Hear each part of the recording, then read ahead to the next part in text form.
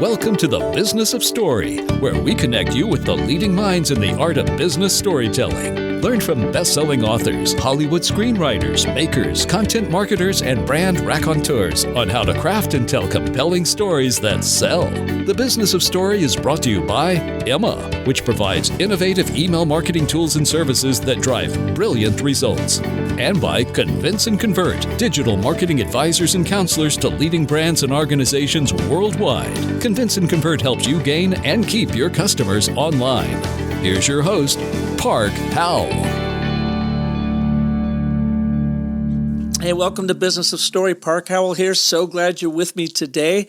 And we have a really fascinating show for you. It is all about millennial marketing and how to use storytelling to connect with the millennial world out there, specifically through the lens. And you may not be a TV network, but we have a specialist here that works with all kinds of TV networks and cable channels and what she is seeing in the millennial world out there. Her name is Gabriella Mirabelli. She is the founder of Anatomy Media in New York. And Gabriella is the foremost authority on translating millennial behavioral trends for executives at major media enterprises. And I'm talking major. So her company, Anatomy, works with such clients as Amazon, FX Networks, National Geographic, NBC Universal, Smithsonian Channel, Sundance TV, TNT, and the USA Network, just to name a few. So today, Gabrielle and I will be looking at what is happening in the binge-watching world out there. Now, granted, that's not just reserved for the millennial population. I, as a late-blooming baby boomer, definitely in that binge-watching. But what that is doing to the way stories are being consumed, how they're being consumed, and what that can mean for marketers out there in your brand story strategy and your story marketing. So it's going to be a fascinating show because she takes us through this whole wealth of information. She really started in an interesting area in corporate management and then found her way through documentary work and now, working, and she has been doing this for quite a while with some of the big brands out there, the channels that we all feast on every day. So let's jump in today's show about millennial marketing and bringing story marketing to the picture with Gabriella Mirabelli. Hey, Gabriella, welcome so much to our show. It's great to have you here, Business of Story. Thank you so much for having me. I'm really excited to be here. And I trust you had a terrific holiday and 2017 is kicked off with a big bang and you got big plans for this year? Oh, lots to do. Very, very busy. Yeah, isn't that the truth? So I'm really fascinated by your background. When I go in and read about all the amazing media products that you work with, you didn't really start in the media communications world, did you? I mean, you had this management consulting background with the big dogs over Price Waterhouse. Give us your backstory and how did that translate into what you're doing today? Absolutely. I'll even back up a little bit more. I had worked in a law firm and decided I didn't want to go to law school because work in a law firm cured me of that. And so I went to grad school over at the London School of Economics and really concentrated on industrial psychology and labor economics. And from there, when I came back to the U.S., became an organizational consultant at Price Waterhouse and worked with external clients, but then moved internally and worked with them to develop their career model and also work in deployment of resources. Because when you have a consulting firm that's that large, it's like a microcosm of the job market. And you're placing people on jobs, matching people with work, and also deploying them internationally and dealing with rules and regulations to make sure that nobody gets in trouble. And I had always also been a fine artist and always interested in art, but never thought I could really make a living at it. However, when I was in New York, I thought, I still want to have my hand in something creative. And so I volunteered to help this small independent film company write a business plan. And it worked out that it actually turned out to be I got the better end of the deal, really. I learned how to use the editing equipment. I wrote script coverage, and they were incredibly kind and creative and let me kind of do whatever. It was helpful to them. And I ended up taking over a documentary that had gotten stalled out. I found an investor for it. I got an NEA grant and continued to work on that while I was also consulting. So that was a nights and weekends kind of a thing. And the thing with the NEA, unlike some grants, is they demand product for money. You have a window of time. You've got to produce your film. And that's a National Endowment for the Arts? Yes, I'm sorry. Yep. Yes, it is. And so when I was a few months out from deadline and I did not have a film, I quit my job and finished up the film and took it on the festival circuit, where I learned all about marketing and promotion and what kind of documentary I'd make if I wasn't taking over somebody else's stall documentary. So that was a real learning experience. And then, when that wrapped up, I was no longer working as a consultant, and the .com boom was happening. So I teamed up with somebody and started a .com around marketing, and had gotten investors, and, that was all coming along, but then had a falling out with my business partner and escaped. I was happy to say goodbye to that. So then I turned around and thought, well, maybe I'd like to self-fund a business in a more traditional way. And that's how Anatomy got started. And that's a marketing and promotions firm that specializes in entertainment brands. And so creating trailers and spots to entice people to binge programs. And from there to move into, I've always brought all of my history with me, because you don't forget what you've learned. Mm-hmm. So all of the processes and all of the things that made for good consulting, I always bring to bear on our projects for our clients in a creative world. But also, I'm a student. I like learning. I like, observing what's going on. And as I had children and I saw how the world was changing and how they interacted with media, and as they grow and change and as their friends interact with media, it really seemed like there were some real changes going on that my clients weren't necessarily aware of. And so I started conducting little spot surveys. And then it was a year ago in January. Yeah, it was a year ago. My older son, I said, what are you doing? And he says, oh, I'm watching Star Wars. And I was like, what? You're doing what? And I said, you do know what mommy does for a living, right? And he's like, yeah. And I'm like, you're not downloading it, are you? And he goes, no, Mom, don't worry. I'm streaming it. And I'm like, that's still piracy. What are you doing? And he said, no, it's really not. And I said, yeah, it really is. And it made me realize, then I started talking to him and his friends, and they really didn't see it as piracy. And I thought, ooh, this is problematic.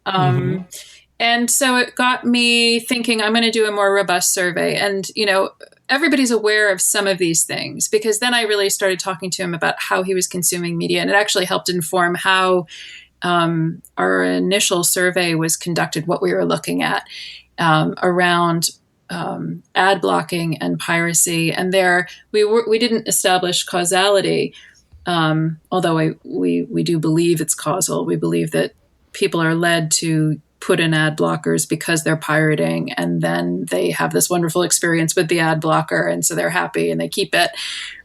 It's definitely mutually reinforcing behavior.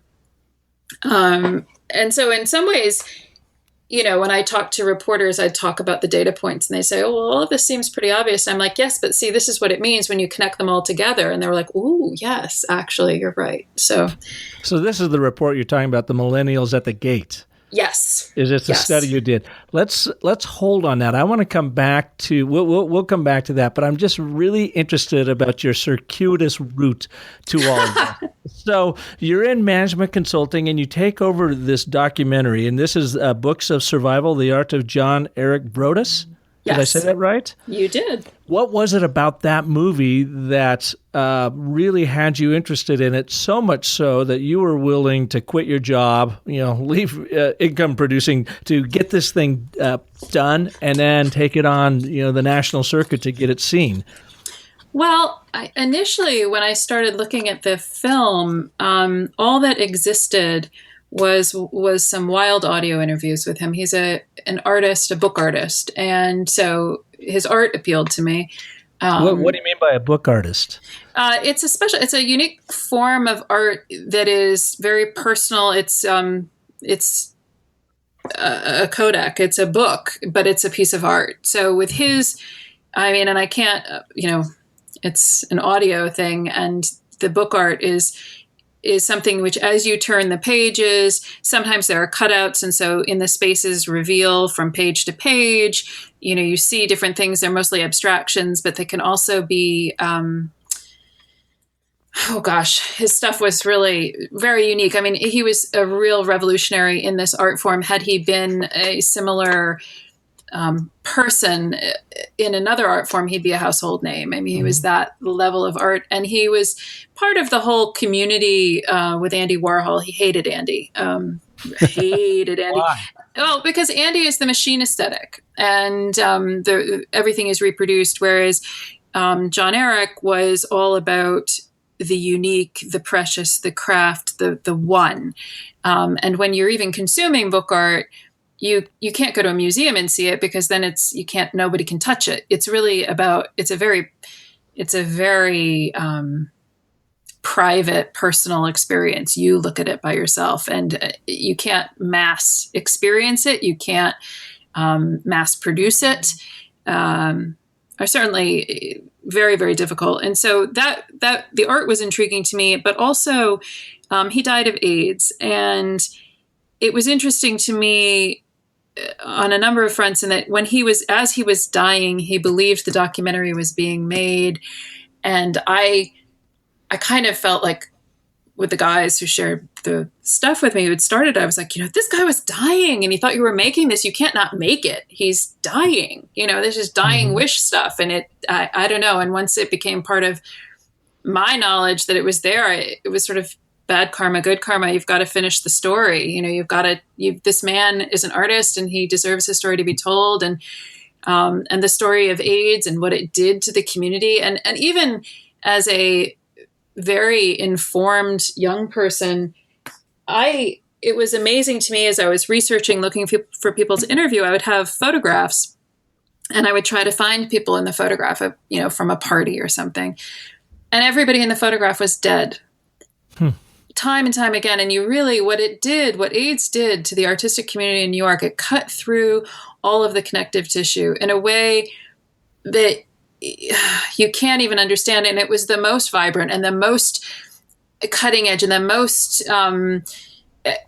explosive people who were felled first, because they were the most daring in that group of people. It really, it was really something. And so, so that's why I felt I had to do it, why I was compelled to do it. But I would say that when I was marketing it, I thought, this is an impossible documentary to sell. I've got an art form nobody knows about, an artist nobody knows about.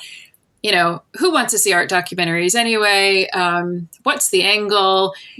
So it was a learning experience. I mean, it's not sexy. It doesn't. What did you do? I mean, you were fairly new to marketing a documentary. So how did you do it? Brute force. I am relentless. I did tell the story that I could tell, and AIDS became a point to make it accessible to people. Understand, I looked for documentary film festivals. I looked for art festivals. I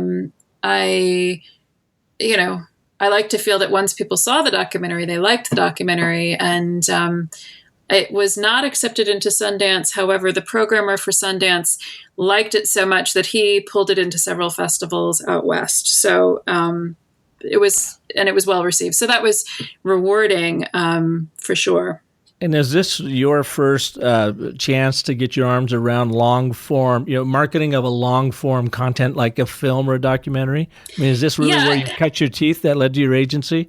Well, I'm the business end of our agency. My co-founder and business partner, Mark Valentine, is the creative, and he had been around for a while doing this already. And so, if anything, my stumbles, I like what I do. I like telling the stories, but I've learned a lot from him, and then the process itself, if that makes sense. And the process in actually telling the stories or the marketing of them? Well, both. I mean, I enjoyed making the documentary, and there are certainly other documentaries which I have that I'm slowly working on. Stories I think need to be told. I think that's one of the things with documentaries that's different from narrative film is that, they really are passion projects for people. And there are stories that need to be told. And one of the wonderful things is that now with the over-the-top services, there are outlets for them, to be told and to be shared. There aren't as few. It isn't as gate kept as it was previously. Mm-hmm. Well, now, but they have to be labors of love because nobody makes a living, or very few people make a living at documentaries. It's not. Hence the passion project. Yes, exactly. So now you've got Anatomy Media, which is a New York-based agency, Emmy-winning. You've done a lot of amazing things. You work with some really great entertainment brands, Amazon, FX Networks, National Geographic, and others. How long have you had your agency, and why do you call it Anatomy? We've had it now 17, going on 18 years, so a long time.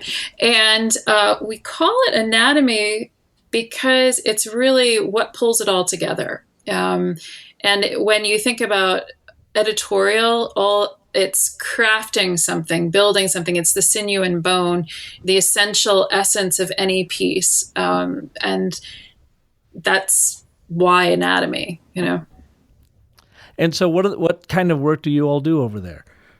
We craft we have two types of work. We have work that faces the consumer, and that would be spots and promotion and trailers that promote content. And then we have business to business reels and pieces where, we do tapes to get investment, to launch new channels, to help networks secure advertising revenue. So you might say it's a trailer for the entire network, if that makes sense. And those are the two major buckets of creative work. And then we've always offered, as part of those services, we've always talked to our clients about the strategy behind what they're doing, but we're starting to look more expressly around strategy, around organization, around how to be more efficient. And that's a new offering, which we're offering. And you are really focused on the millennial customer audience out there. Well, and not only millennials, but actually the young millennials, which is a subset of that, sort of Gen Z and young millennials, because... What's the age group of a young millennial? 18 to 24, really. Mm-hmm. Okay. And the reason for that is because, first of all, the millennial as an age bucket is, I believe, so large as to be not particularly useful. And then if you're a legacy organization, it takes a while to adjust. And so you want to look a little bit ahead of the curve. And that's why this group, who is just in college, graduating, they're just becoming independent consumers of media where they're mostly outside the parental home. And so if we're going to try to intersect, if we're going to try to meet where they are, it gives a bit of time to do that, a bit of a window.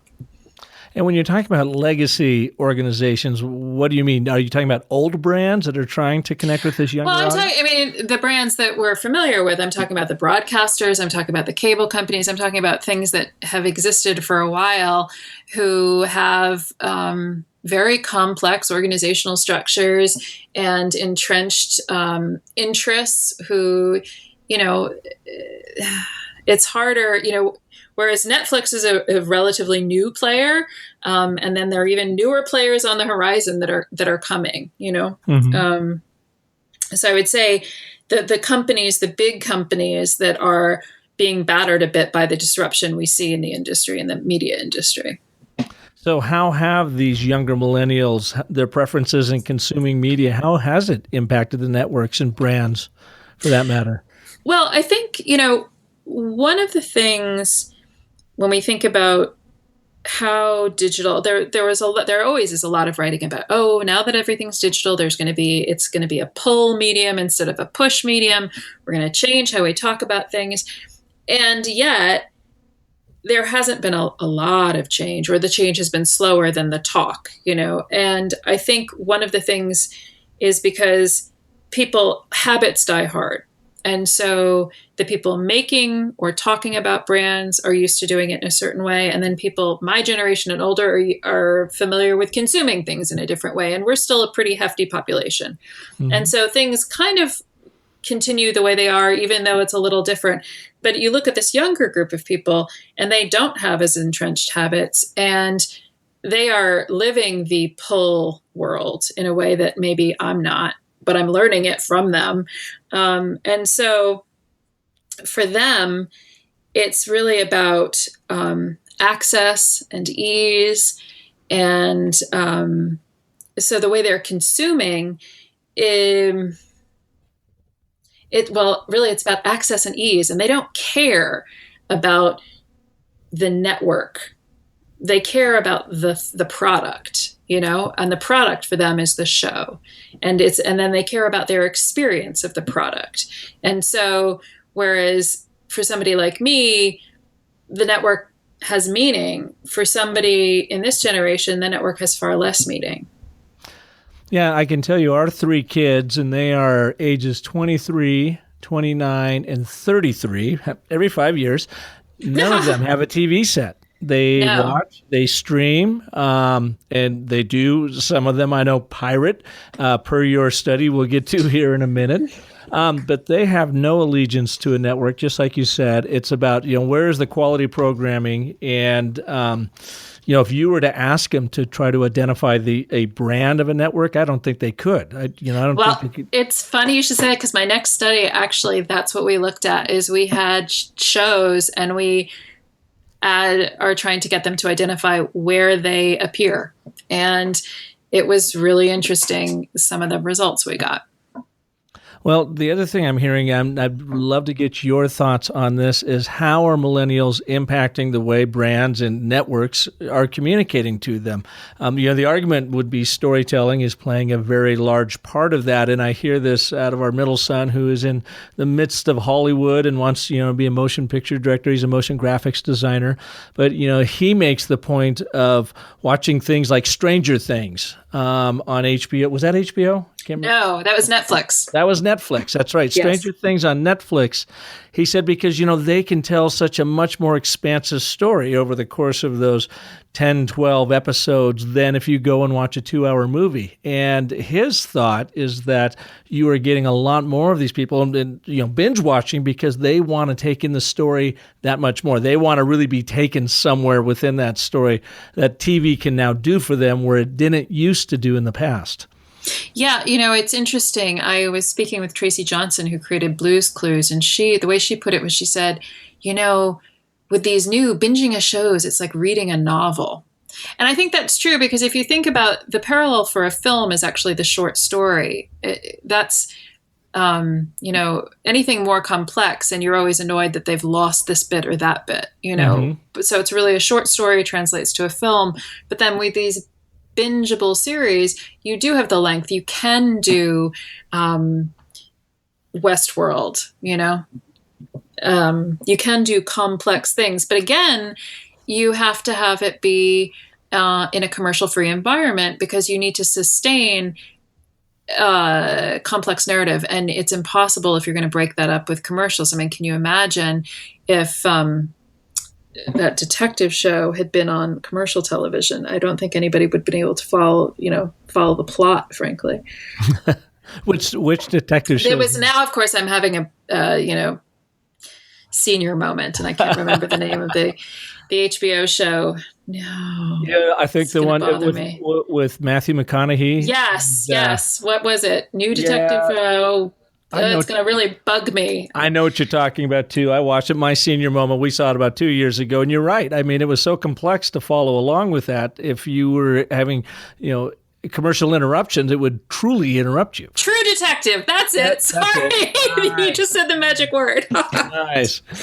Yes. All right, sorry. Detective. But so how is that changing, do you think, the way networks and the way brands are communicating and trying to connect with this younger millennial audience? Well, one of the things I think is I think story, we obviously here we are. I think story and storytelling is always important, and it's how everybody understands the world and how we take information on in meaningful ways. I think that one of the things in a pull environment is for brands, especially entertainment brands, is you're really the steward of your brand. You're not maybe crafting the narrative. You're helping.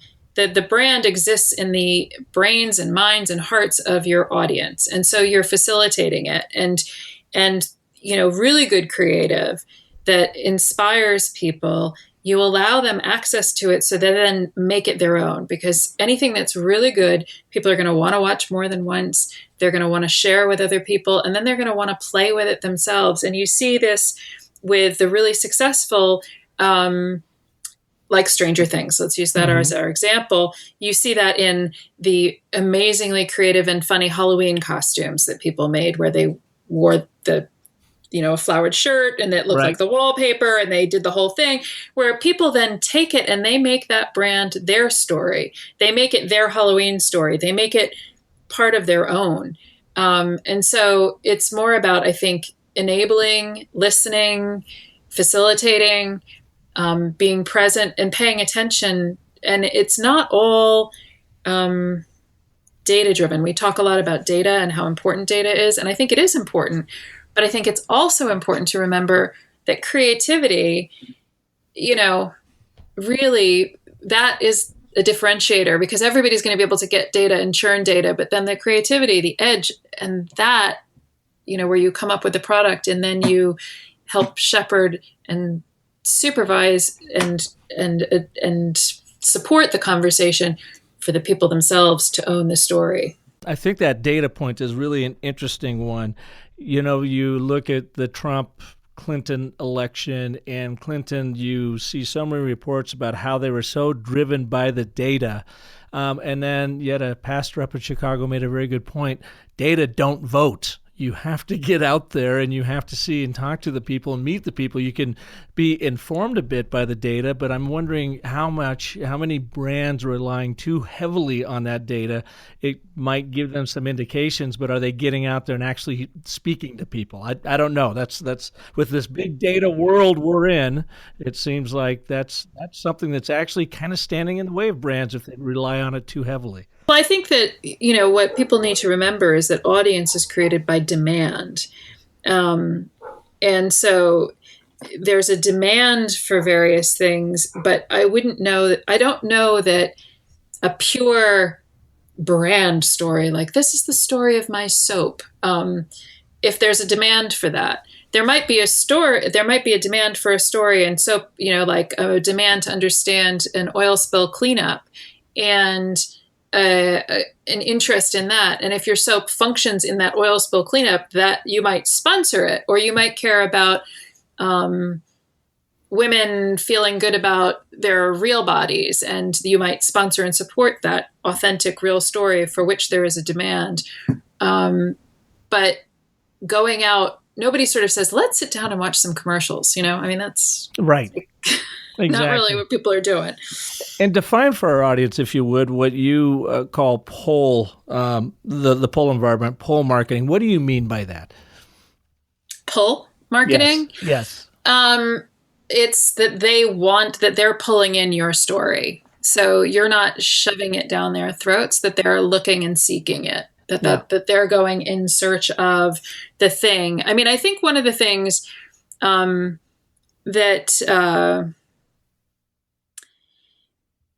people talk a lot about millennials and what they like or don't like, and wanting to have meaning. I think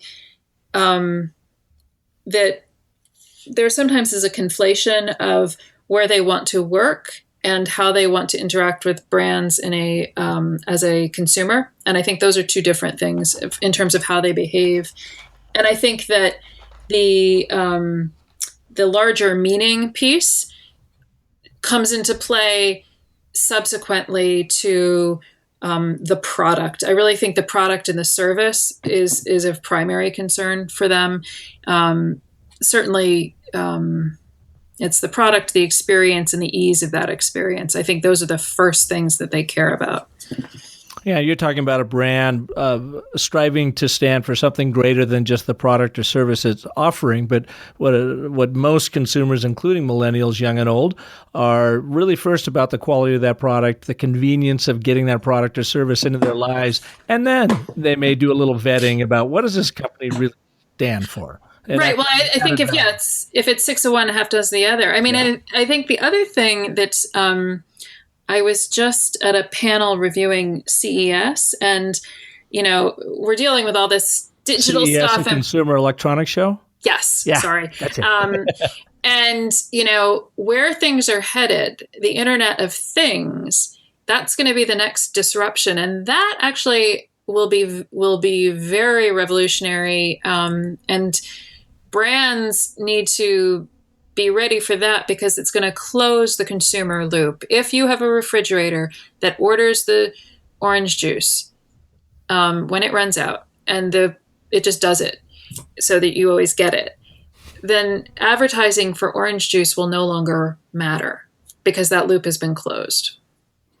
Let's hold on that. I want to come back because that's really fascinating of what's happening in our entertainment world. And let's take a break at this moment for our sponsors to share their stories. And Gabriella, when we come back, let's pick it up at the Internet of Things, and then let's explore a little bit more about the study that you did called Millennials at the Gate. So let's cover that right after these messages.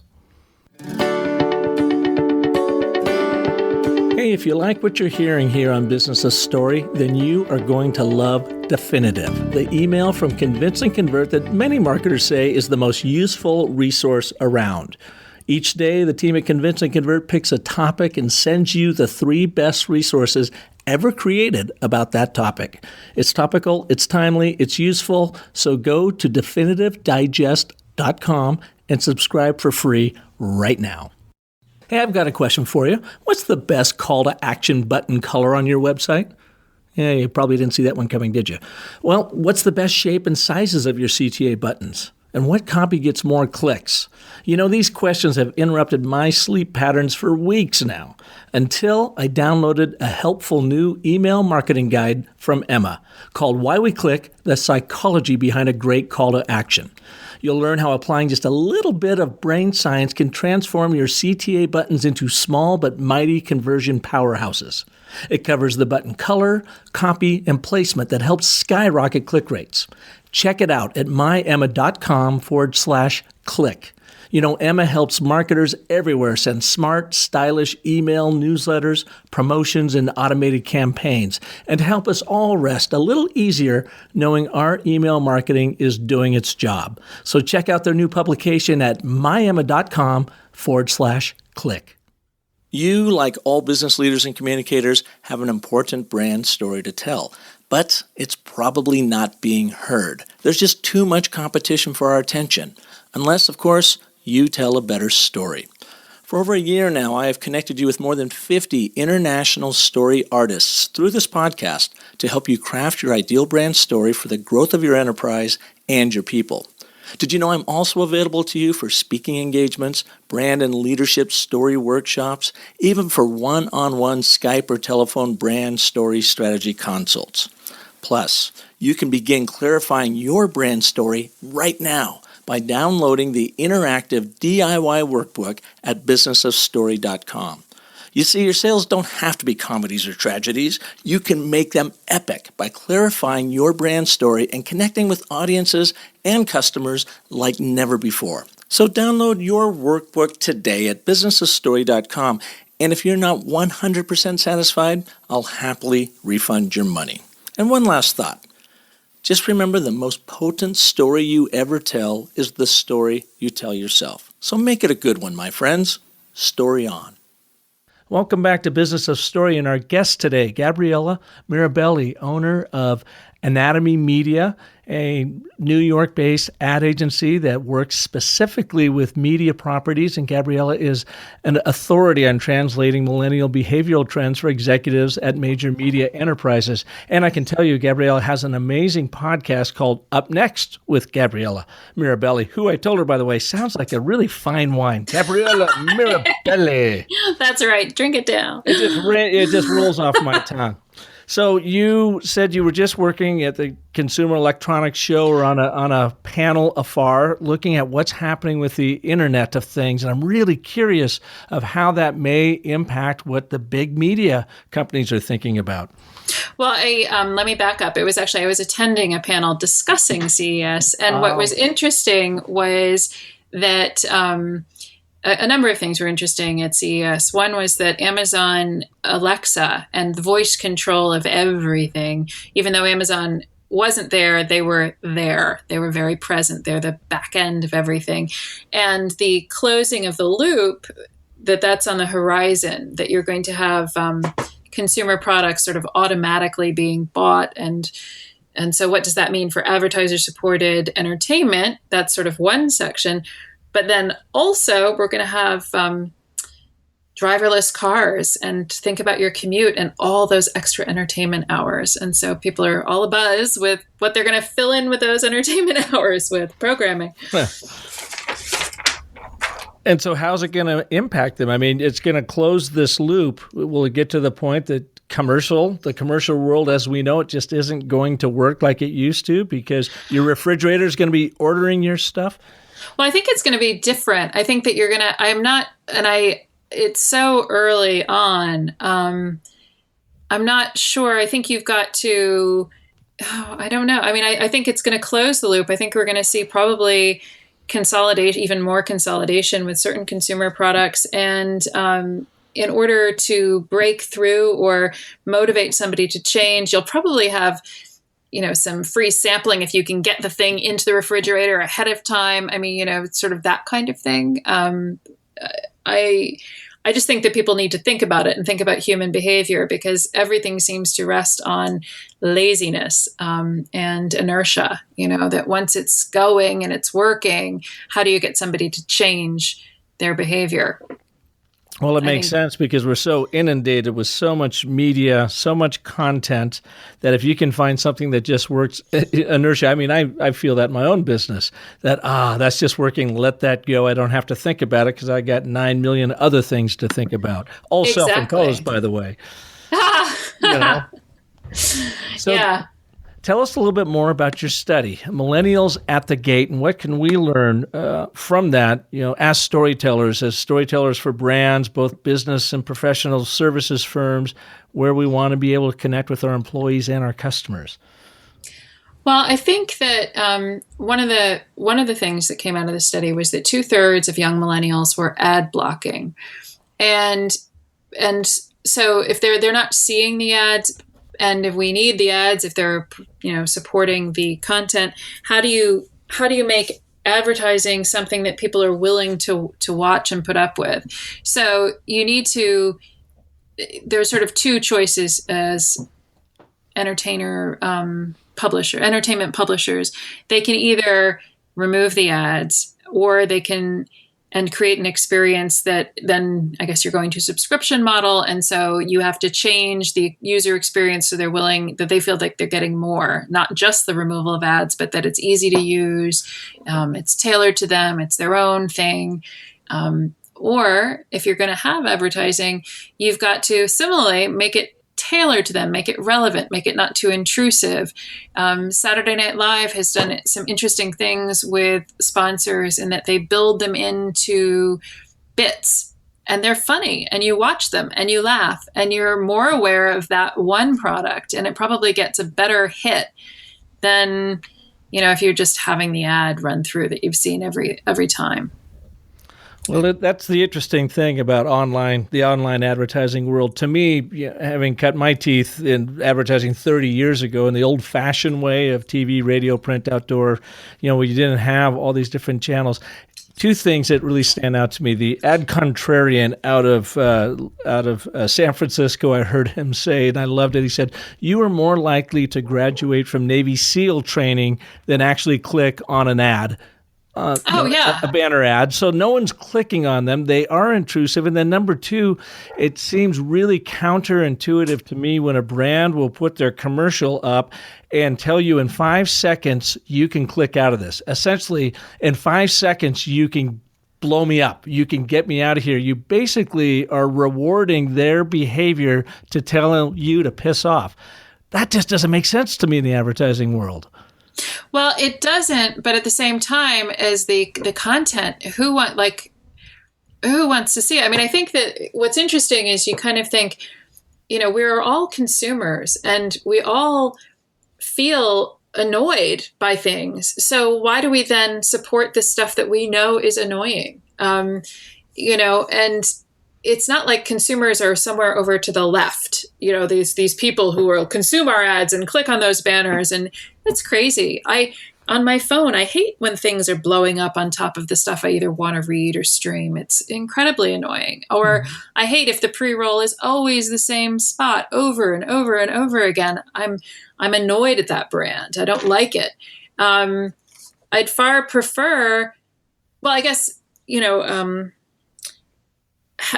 there are other things where I will actually seek out the ad. Unilever has done some amazing stuff they created a campaign about children getting to play outside, and it's sponsored by one of their detergents. Okay, so but they did some research, and it turned out that children spend less time outside than inmates in prison. And they did a very moving piece about it. And then just at the end, it's their logo. It's essentially, let the kids play outside. We'll take care of the dirt. Really was their messaging. And it was the kind of thing where it was very informative. And as a parent, I'm like, yes, this is true. I wish they had more recess, more gym, more outdoor time, less supervision, more just mucking about. And I shared it. So that goes to the good creative rule. What is a good creative? I'm going to watch it more than once. I'm going to share it, and I wish I did it myself, or I'm going to make it my own. And so, I think that, but I'm way older than a millennial. So I think that some of these rules apply. It's just that the younger generation is less willing to wait. They're used to snappier rewards, and they are used to being served and crafting the world to fit themselves, I asked my son and his friends what their favorite media brands were. Where did they go? Where did they even think of going? And it was YouTube was the number one thing. And I said, well, why? And they said, well, you customize it the way you like it. And it's like you're programming your own channels. And then Reddit, they said, was similar. And then pirating, that was their third. They like their pirate apps, because the pirate app is one location where they get what they want, and they don't see anything wrong with it. And that's the other thing that came out was 69% of young millennials are pirating, and 67% don't think there's anything wrong. So if you want to change that behavior, you've got to get them to think differently about it. And why do you think that is? Did you see anything in your study as to why they didn't feel like that was bad, that I'm ripping off your stuff? Well, I think that this comes to the ethos of the internet in many ways, where it's about access and less about ownership. I mean, if you think about even going back to music, or even all of us, when we interact, when you go on and you search for something, you search for some news item or thing, doesn't it irritate you a little bit if it's like, it's there, that you want it, it's the information, the nugget that you want, and then a paywall comes up? You kind of think, huh.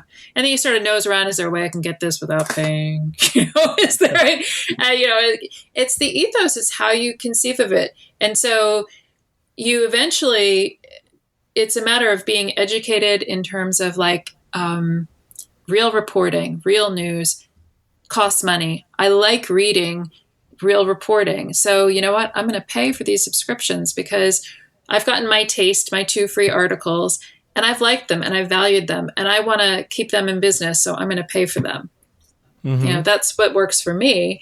And with the kids and the piracy, I think, these are the same kids who will spend a fortune on a phone, right? So I don't know that it's the price point. I think it's the convenience.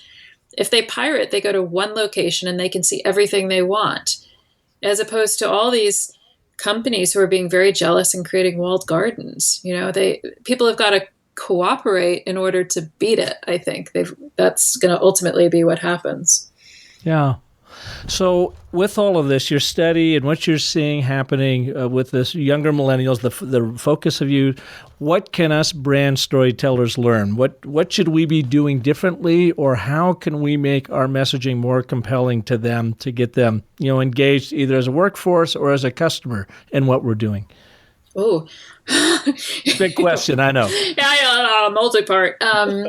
Well, let's see. I think first of all, I'll tackle the employer piece, because one of the things that I think is important is statistics, and all of these studies have meaning at a large level. But when you're employing somebody, you're employing an individual, and I do not believe that all of the things people say about millennials as a large cohort as employees are true on the individual level. And I think it really comes down to screening and selecting people who are motivated and work hard. I mean, I have had some amazingly motivated people who are fit in this bucket, if you will. I think that, the screening and selection is tricky because you have a population that was helicopter parented, that wasn't necessarily given the ability to executive decision their own life for a long time, that parents in efforts to support them hobbled them, Mm-hmm. But I think that comes down to, again, screening and selecting. And I think that it is not the job of an employer to create meaning for their employees. I don't think I think we all have to own our own meaning and bring that with us. And I think that as employers, if we become the helicopter employers, if you will, I think that's not going to help anybody. I think that sometimes people just have to grow up and, learn that you have to work hard, and that rewards don't come maybe right away, but that you put your effort in and you get those rewards, and you feed your own self that way. That's sort of the employee piece. That's my soapbox on that. So Gabriella, I've got a documentary you and I have to go and shoot. I do believe it was a Russian conspiracy about 2 decades ago to give the worst kid on the crappiest soccer team a trophy. And it was their way. Yeah. It was their way of taking, that can-do American spirit, suck it right out of our kids. So now that they got all these softies to deal with.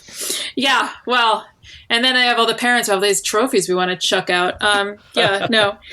Well, I don't think it fools anybody. It's incredibly demotivating for kids. Yeah. I mean, I remember when my kids, when they actually won a giant tournament, they were the absolute best on the tournament. And my boy turned to me and he said, Mom, this is the first real trophy. And I was like, yeah. You're right. It was the first real trophy. He knew. I mean, treating, the first way to be unfair is to treat unequal people equally, right? Yeah.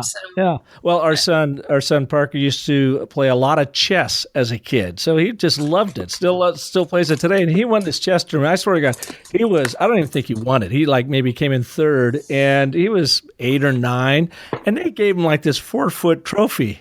And I'm like, you got to be kidding me. And then I got to thinking, well, maybe the chess industry is just overcompensating. You get all these sports. So here, you get the 4-foot trophy to walk home. We can get on the bus. And anyway, then my final question. You can hit people with it. Exactly. Final question for you. Do we need to be telling stories any differently to millennials than the rest of the world out there? I don't think so. I think that a good story is still a good story. I think that time immemorial, a good story is a good story. I think, though, that what it is we have lost. I think that the millennials are actually demanding the return to the good story, if you will. Mm-hmm. I think that for a while, advertising worked by making us feel emotionally needy And so we would get our consumerism on and get that little dopamine hit. And then we were like, wow, I got this new coat, but I'm not feeling so great anymore. So I need to buy something else. And yet now with all the social networks and all of the things and the digital avails of that dopamine hit is being taken care of. And so it really is coming back down to real story, real creativity, and not relying on just data. Data is important and be helpful, but data isn't the only thing. And similarly, like when we talked about the trophies and giving everybody a trophy, one of the things I hate is when people say everything's creative, you can be really creative when you're doing your data, and you can, but we all know that the creativity, the Shakespearean creativity, the guy who did the ticket sales for Shakespeare may have been really creative, but he wasn't writing the play. And that still is special. And that still is a differentiator. Great point. Well, Gabriella, thank you so much for being here. How can people learn more about you and your podcast? Where should we send them? Well, they can go to the Up Next podcast, which is upnextpodcast.com, or they can go to my company website, which is anatomymedia.com. I'm also on LinkedIn and Twitter. Great. And what do you do at Up Next? Who are the kinds of folks you bring on? Yes. Sorry. Up Next was something that I created in order to create conversation around change and disruption in the media landscape. And so what I'm looking for and talking to are people who are on the cutting edge of change, or who have created best practices around leadership or entertainment, communication. I mean, essentially, people are tasked with envisioning the future, and you can only do that using the lens of your own experience. And so if we listen to other inputs, if we broaden that conversation, it gives us more tools so that we can tackle the challenges we face. And awesome. That's the goal, is to widen the conversation. Right on. Well, thank you so much for taking the time to be on our show. Just really enlightening and fun to talk about the media landscape. You're the first one of our story artists that I have on here who has talked about this. So really interesting stuff. Oh, well, thank you so much for having me. It's been really fun. Absolutely. And thank you all for listening to this edition of Business of Story. Please visit us over at iTunes. Give us a rating. Let your world know about what we're doing here so that we can continue to share great artists like Gabriella with your world. And if you would like some more tools and techniques on how to harness that inner superpower of storytelling, please visit me over at businessofstory.com. So I look forward to having you back here again next week when we will have another amazing story artist on the show. And until then, have a wonderful life. Thanks for tuning in to The Business of Story. Don't forget there are terrific free storytelling resources for you at thebusinessofstory.com, where you'll also find the complete show archive. The Business of Story is sponsored by Emma and by Convince and Convert, and is produced by Convince and Convert Media. Find more great shows like The Business of Story at marketingpodcasts.com, the first search engine for marketing podcasts.